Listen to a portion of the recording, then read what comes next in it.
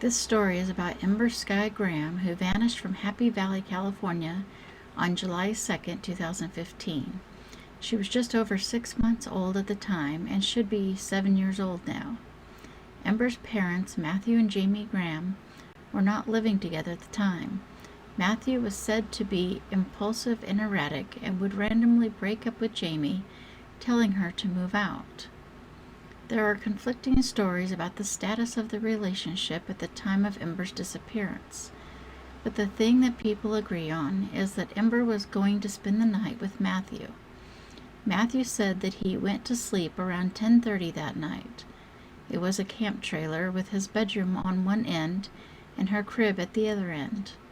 From the video I watched, I would guess that they were sleeping about 20 feet apart. Matthew said he woke up a little after 5 o'clock the next morning and discovered that Ember was not in her crib, and the door was open. The police responded to Matthew's 911 call shortly before Jamie arrived. Jamie stated that Matthew seemed upset, but it also seemed fake. She said he was crying, but she thought it was forced. Jamie claimed that she started running everywhere looking for Ember. The police formed search parties, and the story was aired on the news everywhere. People were suspicious of Matthew. Jamie's father described Matthew as someone that a lot of people were mad at. The police said Matthew's story didn't add up. So what was his story? The previous day, Matthew had told his cousin, Sarah, that he was going to go to the gas station. I believe it was reported that Matthew was living in a trailer on the same property as Sarah. Anyways, he asked her if she wanted anything. Sarah told the police that it was a 5-minute drive, and he was gone a little bit longer than normal. The surveillance video in the station shows that Ember was with Matthew. She appeared calm in the video. He then got in his truck with her and drove in the opposite direction from where he was living.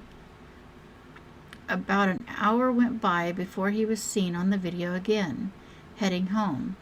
Some reports say he told the police that he was taking her for a drive to calm her down. Other reports say that he couldn't remember what he did in that hour. About a week after Ember disappeared, the police named Matthew a person of interest. They arrested him on drug charges, then questioned him about his daughter. Authorities say Matthew offered little or no help in clearing himself, and at the time during the 8 hours he was with detectives, he never inquired about what was being done to find Ember. At first, Jamie was defending Matthew, insisting he had nothing to do with it, but then she realized his story didn't make sense.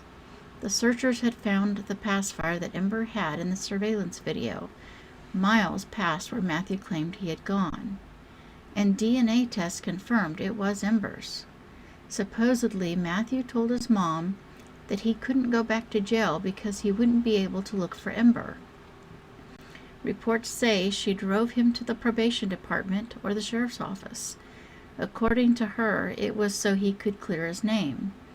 When they got there, he took $400 and a loaded pistol from his mom's purse, and somehow she didn't see him do it.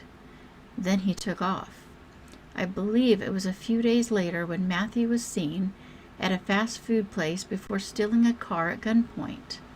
He headed north on Interstate 5, not knowing that the car had GPS tracking in it. The police cornered him in a garage just over 60 miles away in Dunsmuir, California. There are conflicting reports about whether he shot himself or the police shot him.